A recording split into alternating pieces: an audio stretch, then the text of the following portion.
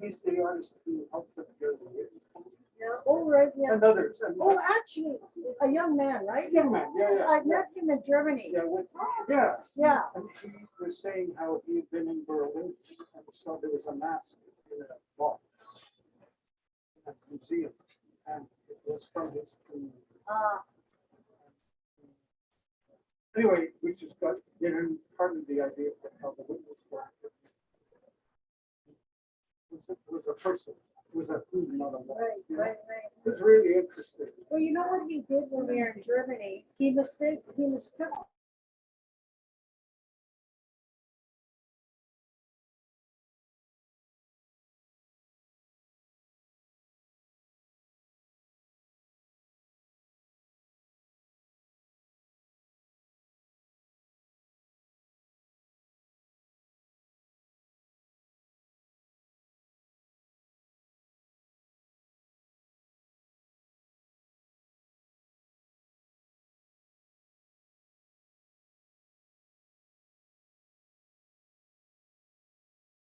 The Governor General of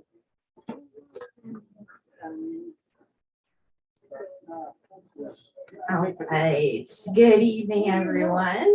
Welcome. We've got a couple folks tuning in on the live stream tonight, so thank you for joining us. No, you're good. You're good. You weren't in the shot. I made sure. My name is Rowan Neufeld. I'm the events coordinator for McNally Robinson Booksellers in Saskatoon.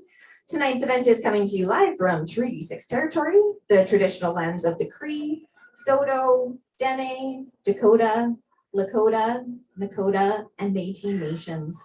And like I said, special thanks to anyone who is watching from home. It's always good to know that the live streams are worthwhile. So thanks for being here. And for everyone in person, thanks for joining us. Out of an abundance of caution, we're just asking you to keep your masks on for the duration of the event. And it's a huge pleasure to welcome Louise B Halfe, Sky Dancer, and Lisa Bird Wilson here tonight to discuss and read from their latest books. We're celebrating the new edition of Bare Bones and Feathers, which was recently re-released by Brick Books, and that's of course by Louise B Halfe. And it was originally published by Coteau Books in 1994 and won the Milton Acorn's People's Poet Award and was a finalist for the Spirit of Saskatchewan Award, the Pat Lowther Award, and the Gerald Lampert Award. So it's cool that we can celebrate the re-release tonight.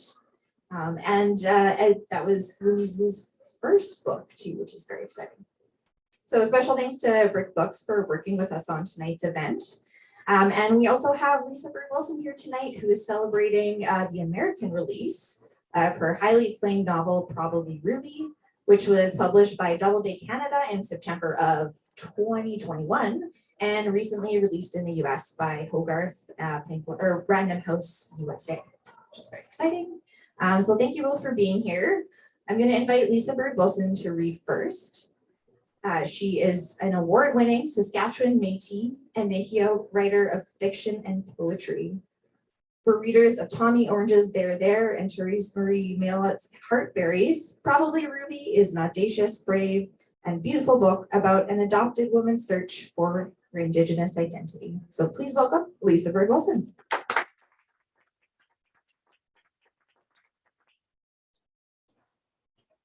Thank you for that.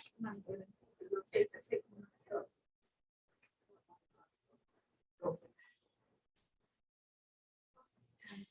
Good evening. And do you guys want to come over to the front? I just feel like that would be so much easier for me than trying to scope the whole room. Thank you. So I'm here to talk about Probably Ruby. And it did launch in the US, what was it, April 12th, so a month ago. And I should have brought the US version because it looks different. It's got a different cover and it's really pretty. It's got beadwork art by Christy Belcourt, and it's gorgeous. Anyway, it looks really good if you get a chance to take a look at it. So this book is about Ruby, who is adopted and Indigenous. And I usually say it's about her, sort of her lifelong search for her family and where she comes from, and also, just her drive to find her way back home. And she does it in a whole bunch of convoluted ways and means and various things like that. So I thought I would read from two parts of the book. So a little bit out of the first chapter and a little bit out of a chapter. So the book is it looks at other perspectives about Ruby and where she's come from. So there's a chapter about Ruby's birth mom, and I'd like to just read a little bit about that as the second reading. But I'll drop you into the first chapter where she is meeting with her counselor, Cal, and she has this giant crush on Cal. And so she's meeting with him at his home office for the first time. And what else do I need to tell you? Oh, she's noticed that Cal has an ex-wife, so she has this big crush on Cal, and she's like jealous of the ex-wife and whatever else. So she's noticed that there's all these things. The ex-wife has a glass blower, and there's all these little pieces of glass and different things, ornaments around. And there's this little ball that's been sitting kind of on a table beside her that she's noticed before. That was probably made by the ex-wife. If Cal had noticed she was always the first one to call time on their sessions, he hadn't let on. She spent her life being told she was chosen, but constantly needing people to prove it. With Cal, she didn't want to be confronted with the fact that this was a business relationship. She didn't want him pointing out that time was up and she had to leave. She'd rather leave of her own accord. It was like breaking up. She was always the first to call it over. As they were wrapping up, Cal asked her to fill in a questionnaire about how useful the session was and how close she felt to resolving her issue on a scale of 1 to 10. She didn't want to make Cal feel bad by giving him a low score, so she gave it an 8. But on instant reflection, she knew that was too optimistic. She definitely thought they'd made some progress, though. He invited her to his house after all. When he turned to his filing drawer to return her file, she did something she had no idea she would do. She palmed X's glass marble. As he was turning back to face her, she grabbed her bag as if she was looking for something, dropping the marble into her bag at the same time. She pulled out her bus pass and gave Cal an award-winning smile. When she left, he gave her a hug at the front door. A bit paternal, but still, physical contact. She squeezed good and tight, but not sexy tight or meaty tight, just I appreciate you tight. She decided to walk. Cal lived in the east end of the city and she was in the west. She walked down one of the city's busiest arteries, full of bars, restaurants, tire shops, love shops, you name it. The day had warmed up and she felt light on her feet. She considered whether she should text Cal to say thanks for today's session. She thought she probably would. She was feeling so good, she decided to stop at a familiar pub. It was only 4 p.m. and the place was nearly deserted. She took a seat at the bar. She ordered a pint of beer and enjoyed the first cold swallow, anticipating the spread of warmth that would let her shoulders relax and eventually fill her with curiosity and cuteness. She fished out her phone to text Cal now, before she had too many drinks. 2 things she'd learned to be careful about. 1, she always lied to her counselors about drinking. Some of them had their own hang-ups about alcohol and drugs, and she didn't want any of them confusing their issues with hers. The second thing she'd learned was don't drunk text, drunk email, drunk Facebook, and so on. Best to get any follow-up text to Cal out of her system now, pre-drink. But before she had a chance to do that, she sensed someone occupy the bar stool next to hers. Next one's on me, said a familiar voice. She closed her eyes for just a second. Dana, oh my God, she said, as if she was not at all surprised. I was literally just talking about you.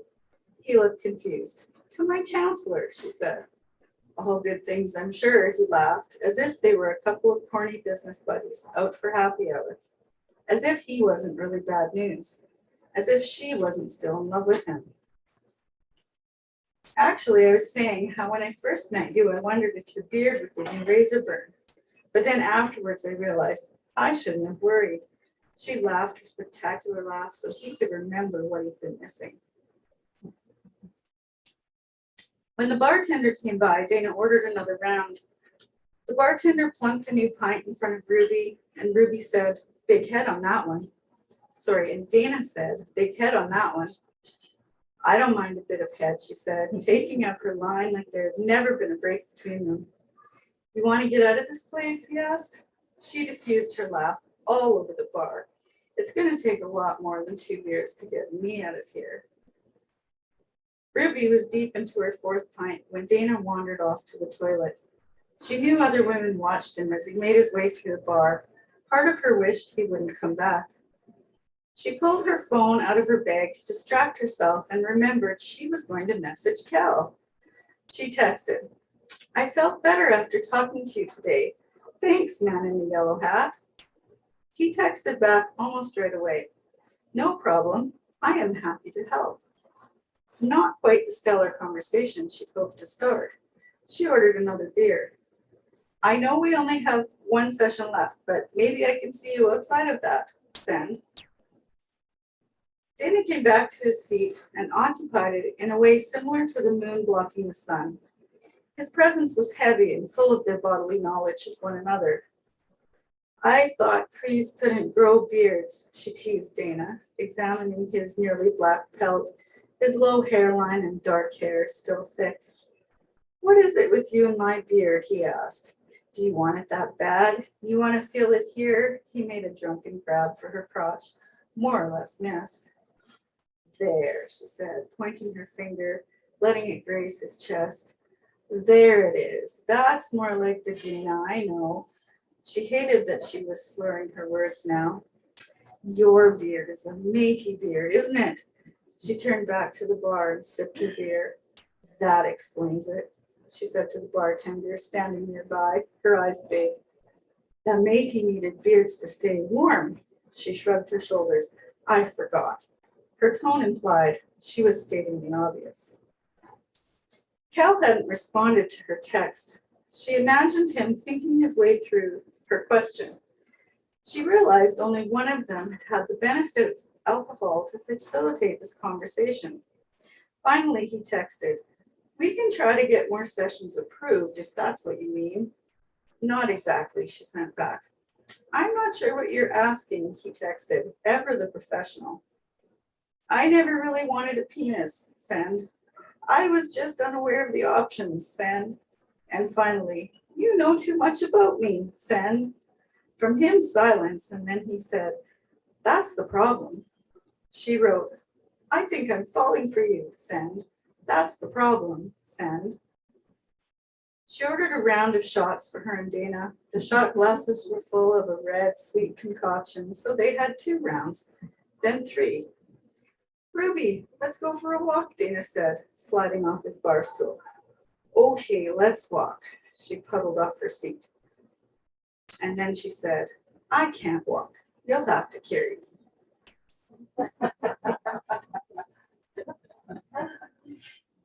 So that's Ruby and Cal and Dana and the way Ruby gets into trouble. Do I have time to do like 5 minutes? How's my time? It's okay. Okay, so this is later on in the book, you start to get introduced a little bit to other people in Ruby's life, or not in Ruby's life, but in Ruby's past potentially. So some of the parts of Ruby's story, as a reader, you know more about Ruby's story than Ruby ends up necessarily knowing about her story. So this is Ruby's birth mom. She's in the, what do you call it, Bethany home for unwed mothers, place like that. And so she's just sort of getting the lay of the land in the first couple of days. And her birth mother's name was Grace. Mary disappeared overnight.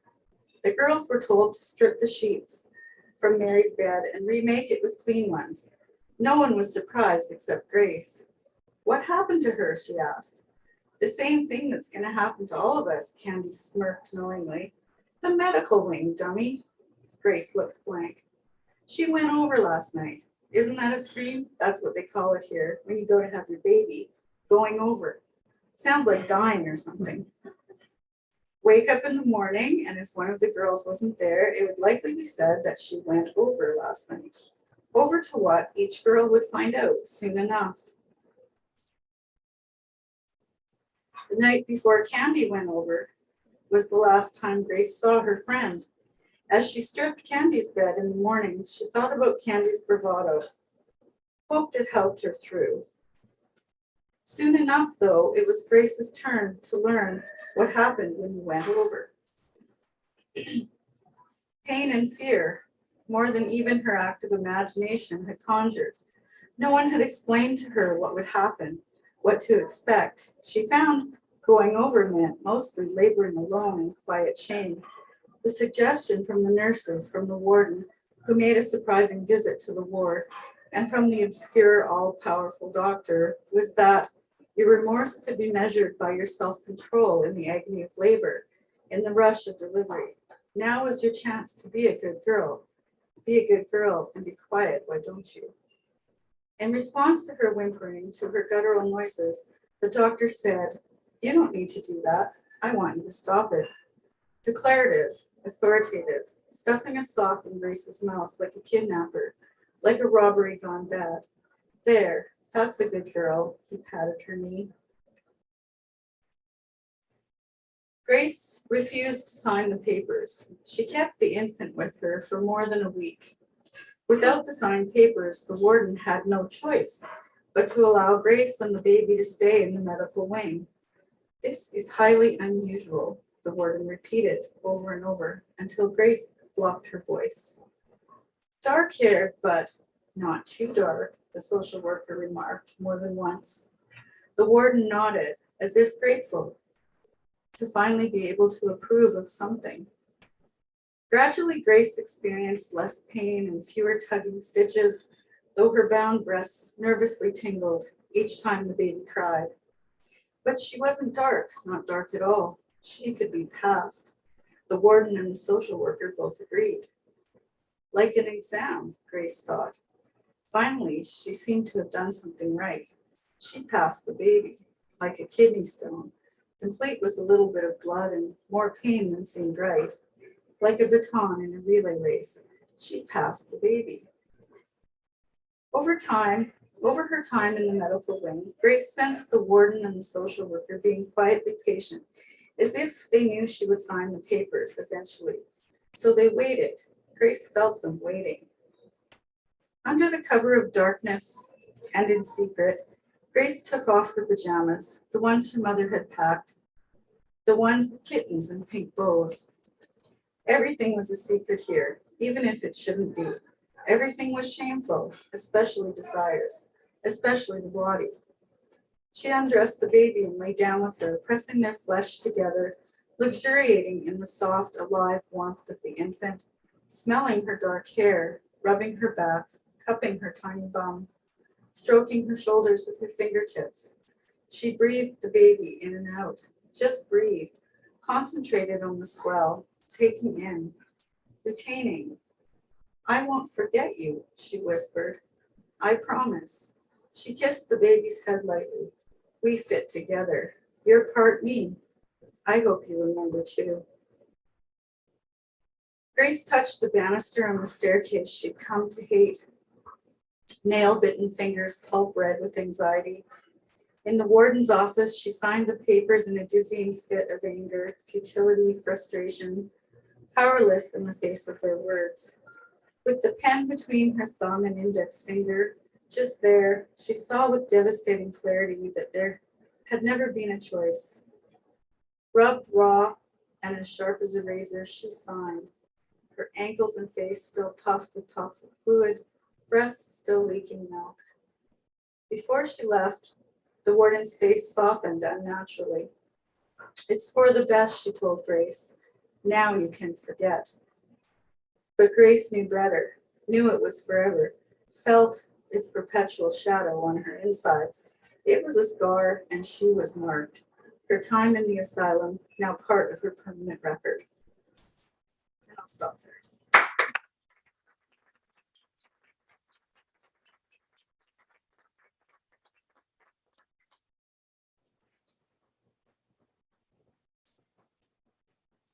Thank you so much, Terese Bird Wilson. Is this cutting out? No, it's all right. Okay. So like I was saying earlier, Their Bones and Feathers is Louise's first book of poetry, published through Coteau Books in 1994. And we're just excited to have her here to tell you a bit more about it, to tell you about the new edition. I messed up my pages. I'm sorry, Louise.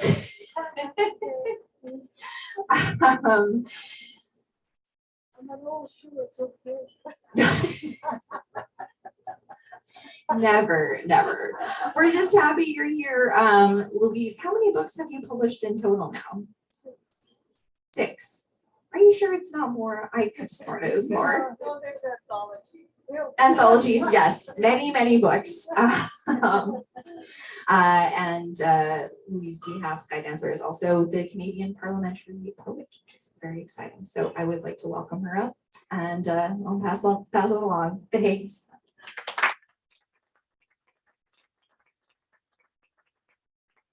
I'll read her text for you.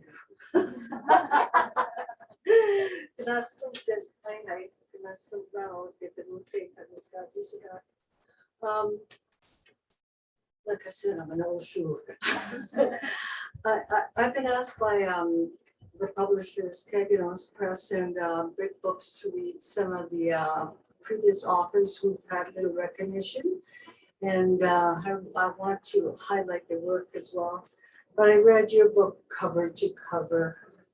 I was so intrigued. And I thought, you know, those of us who went to residential school, we knew our parents, but we didn't know our parents. There's a real irony to that. But to be a 60s scoop and not know your parents, that must be really hard. It's a big surge, and to never feel like you belong. It was certainly our experience as well from residential school, as we didn't belong either. And so there's some interesting parallels. Painful anyway, you know, I found. This, okay, so I'm going to move on. I'm not going to read a whole lot from Bare Bones and Feathers because it's had, I think, was it 2 or 3 runs already, 3 editions or something like that. I forget. I don't keep track of those things. But I'm delighted Big Books that took upon themselves to republish it. And they did a superb job with, oh yeah, it's right here. And a local artist, a Cree artist, I solicited her to read their text and to come up with their own drawing, and this is what she came up to. Vanessa Hagen, I think, yeah, you know Vanessa. She did, you know, a superb job, and I'm really delighted with that. So, but I'm going to read from this text. It's a manuscript by Sharon Pulux Turner. She has left our world, has moved on to a different world. And this book is called Creole Métis French Canadien Me. Do you know how to read that French, Jeremy? I don't. So I just do the best I can. Anyway, I'll just read some excerpts from her work, and it's lovely.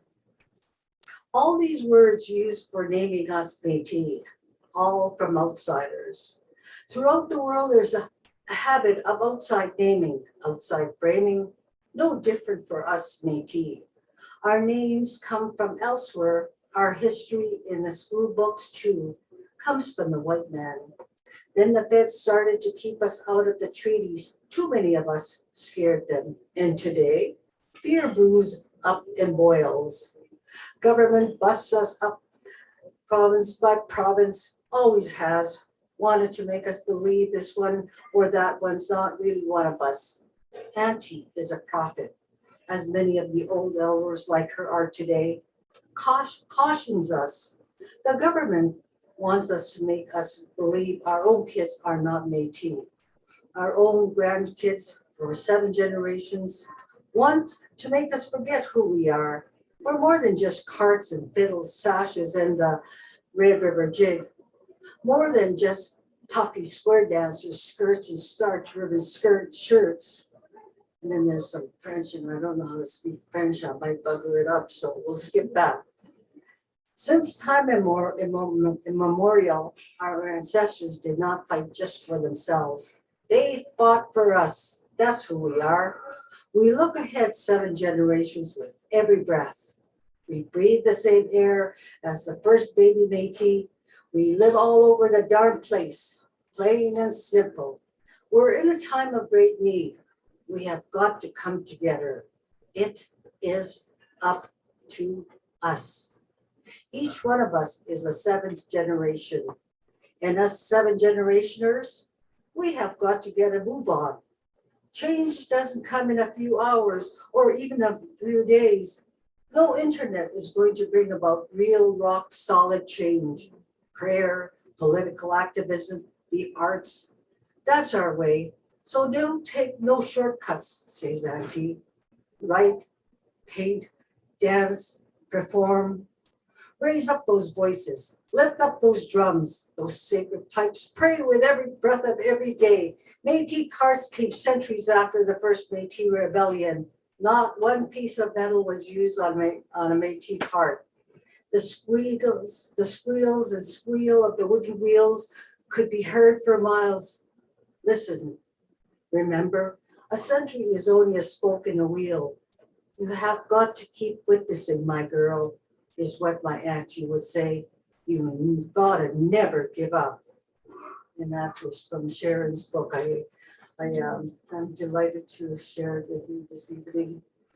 Now the other 2 authors, or 3,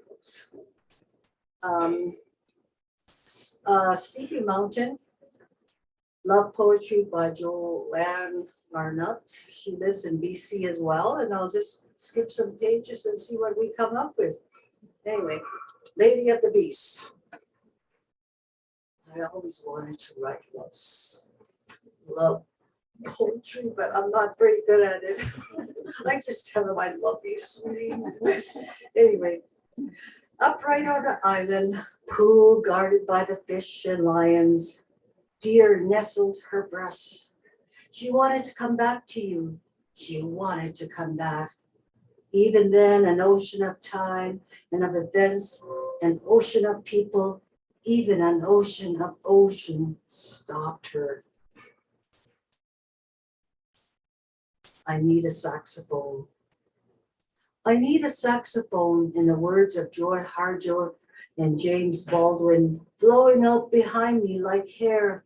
I need Indian drums telling my feet where and when to step on the concrete to live free again. I need a way to be this ocean all by myself, even when you are here far away, even when you are reluctant to swim, even when you are an unlit candle in a dark room. On your face, I can see the quiet joy. I cannot see the intoxicated love of the boy I once knew, memory and joy, pulled to different ends. And I wonder, can I give up the past? Can I hold you now as I so long to do? I am hungry. And when I'm hungry, I must feed myself. Yet I yearn for a long spoon and another with a long spoon to sit at my table. Sometimes when I leave the table, I walk away from the house and down through the city. The people give me gifts of lifetimes of wonder. The sounds of the struggle of memory and joy try to throw off the stories of magic and leave me sealed. I need a saxophone. In the words of Joy Harjo and James Baldwin flowing out behind me like hair, I need Indian drums telling me when and where to place my feet, to step on the concrete, to live free again. And that's Steepy Mountain Love Poetry by Joanne Arnott. And this one, Marilyn Dumont, a really good brown girl. Many of you know Marilyn. She's a wonderful writer, another Métis writer. Wild berries. When I watch you move, it's as if my eyes are old hands uncovering and fugitively picking wild berries before they fall. It's as if I am parched and you are water, and my eyes drink till I am quenched by your smooth, taunt skin. It's as if you are a gift I open, my eyes, long fingers slowly untying a thin ribbon that slips beneath crisp paper, smooth out by one long, slow glance. Wow. Okay, looking at like that to me. Guilt is an erosion of self, a cleansing, a rock in a slide ground down, wedged, crushed, scraped against rock, against ice, a filing, a polishing. What remains is cold, black, shiny granite, perfect palm size. And one more from her. Not just a platform for my dance. This land is not just a place to set my house, my car, my fence. This land is not just a plot to bury my dead, my seed. This land is my tongue, my eyes, my mouth. This headstrong grass and relenting willow, these flat-footed fields and appalling leaves, these frank wings and electric sky are my prayers. They are my medicine, and they become my song. This land is not just a platform for my dance. And that's Marilyn Dumont. And the last one, Tyler Pennock Bones poem. And where is he from? I should know. I've read his poetry. Heck, if I can figure it out at the moment. Okay, so they don't have headlines, so I'll just hop in somewhere in his poetry. Remembering summer and lying under trees, looking up, how I enjoyed the incomplete nature of leaves, the way they blended into each other in the wind and sunlight. I loved how sky and cloud were interrupted, softened, sunlight turning as if rolled, falling down with innumerable interruptions. The sun's inconsistent nature, blistering in distance, cold in a span of a year, softened somehow, wishing the bruises, isolation, cuts, the cold and brutal love we received in a multitude colored abundance could be tempered by a summer of our own. Night clawed at the street lamps, pushed back at the night, suspicious, away from houses, cars, roads, clock radios, and television, the manufacturers' comforts of the world we are adopted into. We darted between circles of light on a pavement while breathing houses amplified our voices. We watched how the light clung to our shadows on the grass, admiring the halos around our heads, pretending to be angels, watching without fear while the world slept. There's nothing like a little fog to soften things a bit at 1 a.m., turning dark and angled places into rounded echoes, our shadows growing, taking our laughter with them. Oh, such lovely poetry. On your birthday, I remember the cake she made that we didn't expect, our faces masks of fear. We never liked the unexpected. We sat staring at the cake and her smiling, twitching, Her dark movements, her dark moments began to show a lot those days. You assured me with a wink something other than me would break. When a child learns amid the fear of something terrible, the fragility of their parent, something shatters inside them, the dual crush of fear and empathy. There you go. Thank you so much. Gracias now. Thank you.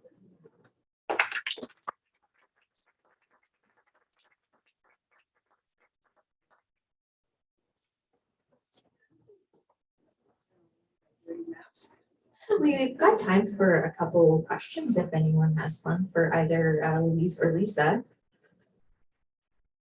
Not to put you on the spot. There we go. I'm just wondering, Lisa, I'll just hand you the mic. oh, sure. Yeah. Just the development of the American edition. What you went through.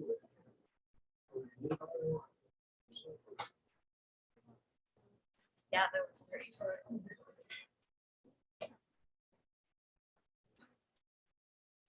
So I'll just come up here and try to answer what you're asking about the American edition, how that happened. So I was very fortunate with this book to have an agent represent me, and that has made all the difference in terms of being able to have the book go far and wide, find a larger publisher, all of those pieces of it. And so, I mean, she just really knows what she's doing. So she's, you know, sold the book in Canada, and then, so you only sell your Canadian rights. And then she has a network, and so she put it out there to her network and said, I have this book, it's gonna be, you know, it just really sold it, right? It's gonna be a blockbuster, it's gonna be all these things, and it's sort of like a blind process that goes out to all of these publishers. And so as soon as somebody, I don't know if I'm supposed to tell you this, like it's like quite the process. As soon as somebody expressed an interest in it, then she would tell all of them that she had had an expression of interest. And then the next person would get, and then she even said to me in the background, she said, now they're reading it. Like they weren't reading it before, but now they are. And so then, you know, so there was a second expression. So she told them all, there's a second expression, and this is gonna close on this date. And she made a deadline. And it just sort of went on like that. And I forget if there were like, I think there might have been 4 expressions of interest. But they didn't know what those expressions were. It's like buying a house, right? You don't know what somebody offered. So anyways, then she sort of had these tentacles out there, and she closed the offers, and we had one exceptional offer and, you know, 3 other kind of offers. And it was funny because that day, so the publisher that ended up buying it wanted to have a meeting, a virtual meeting that day. And it was a day that I had committed to the Saskatchewan Arts Board to be on a jury, like literally all day. I don't know if you've ever been on one of these, but they take like the whole, like they're just really intense, right? And you're like intensely doing this work all day. And I begged this jury leader, I said, I have to go and do this meeting. And today's the only day. And I tried to change it. I tried to do, you know, it just wouldn't work. So anyways, begged the jury leader, and it was like, I don't think so. That's not how we work. And it was just so intense and so stressful. And I said, what I have to, this could like change my life. And so they finally agreed that I could go for this hour or whatever. And I went and I had this meeting. And then as I'm back, as I go back into the jury, and as I'm back in the jury, I'm getting messages over here that they made the offer, this is the author offer, and it's just like, anyway, I just remember being very chaotic, and I felt like I was losing my mind, but it's also very exciting. So that's how it went, and they bought US and world rights at the same time. So now it's nice that it's a big publisher because they're able to take those world rights and potentially do something with them. So that part is really good too. I probably just broke a whole bunch of rules and told you stuff I wasn't supposed to tell you. There it is.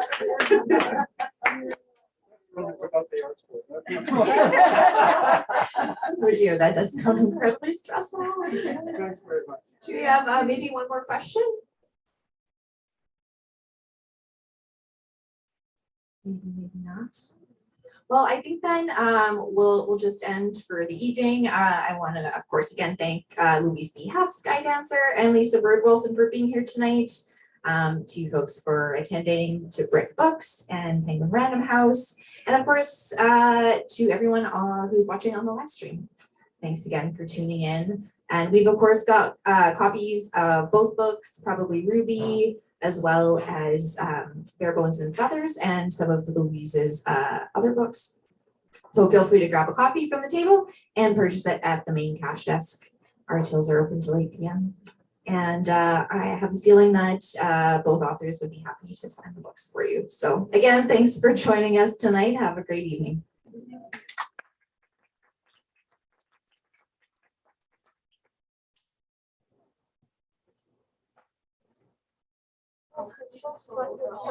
We just